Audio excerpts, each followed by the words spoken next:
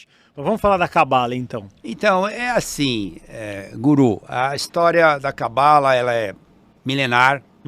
Os nossos irmãos judeus são guardiões da Cabala, assim como os nossos irmãos chineses são guardiões do taoísmo. Sim. É do taoísmo que veio o quê? A acupuntura, né?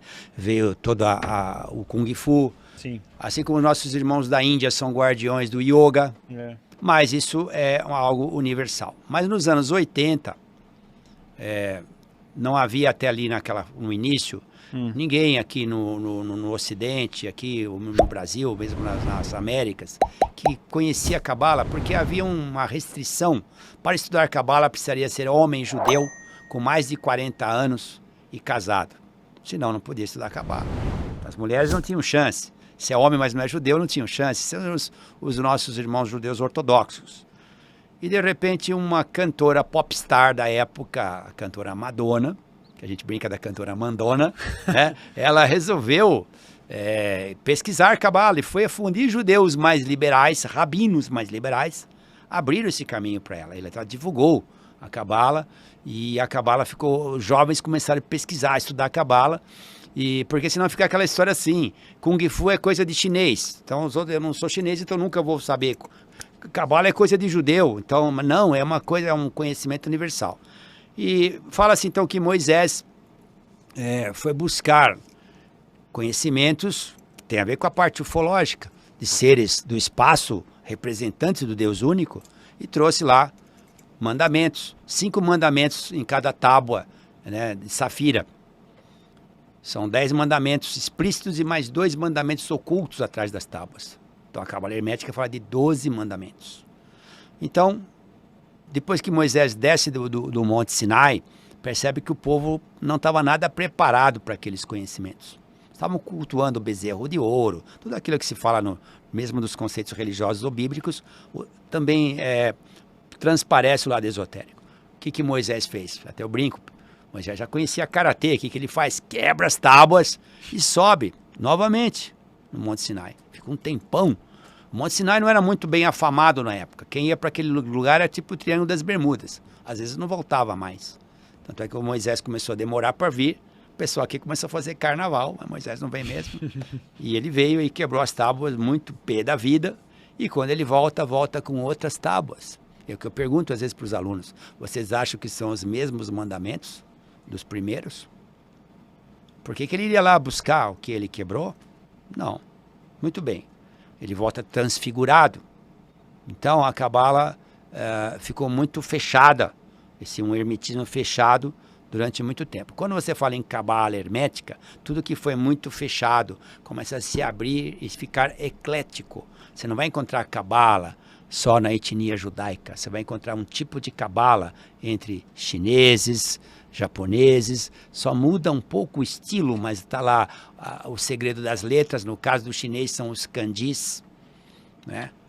No caso da Cabala são as 22 letras do alfabeto hebraico, que não são somente letras, são forças do universo. Você vai trabalhar com elas. E tem os instrumentos da Cabala ritualística, que eu vou pedir licença para você para falar sobre eles, mostrando. O primeiro é o cetro. O cetro de madeira, tem uma letra aqui, parece um... Quer que eu direcione para lá? Mostra. Pode. Uma letra... Tá dando para ver esse sorriso. Tem a letra Iod aqui, que é uma letra que compõe quase todas as letras hebraicas. Iod. E o cetro corresponde ao elemento fogo. É uma madeira, mas corresponde ao elemento fogo. O cetro representa a sua atitude mesmo sem palavras. Eu fui lá quietinho e fiz uma boa ação. Esse é o cetro. Por exemplo, nas artes marciais, o movimento do bastão. Posso ficar em pé um pouquinho? Claro, vamos lá, sorriso na geral. É isso aqui, ó, que eles fazem, esse movimento assim, ó. Circular, que é usado também no Kung Fu ou no Chaco, quando usa dois bastões.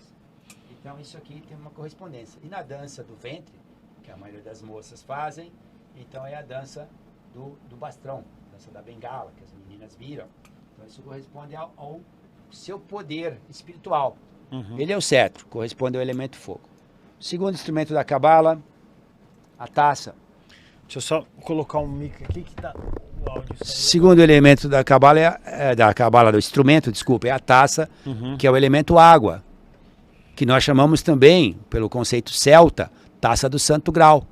Há uma oração que nós fazemos, Taça do Santo Grau, lava a nossa alma, mata a nossa sede. Derrame a sua luz líquida sobre toda a humanidade. Nós fazemos essa oração cabalística.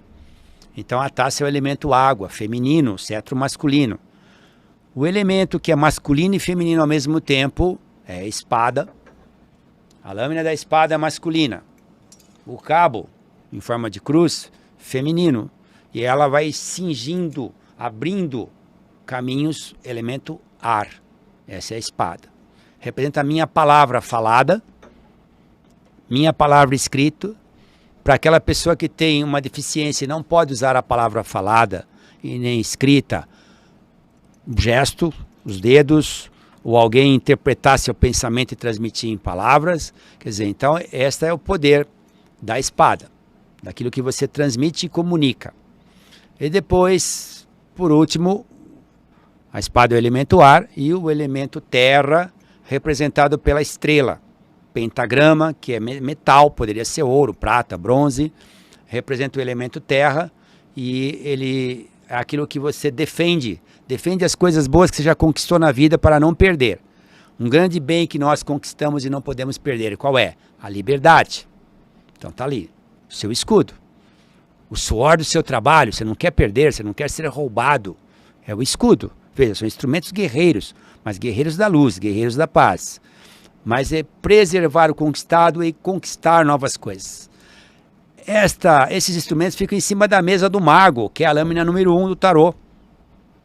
Então você vai ver, eu vou levantar mais uma vez, pode ser? Então Pode. Tem aqui, ó, o mago fica diante de uma mesa, que tem a ver com o Salmo 23. Numa mão ele segura o cetro e a outra mão ele põe sobre a espada. A espada. De um lado ele tem uma taça, e você sabe disso, eu sei que você é super pesquisador de muita coisa. E aí aqui está o mago aqui. E esse mago corresponde à primeira letra, a letra A. Você vai ver isso na laminazinha do tarô. O princípio, o Aleph hebraico. Então aqui a minha ação, a minha força, da minha palavra, da minha caneta, daquilo que eu coloco. Meu refrigério, a cura, a taça é a cura.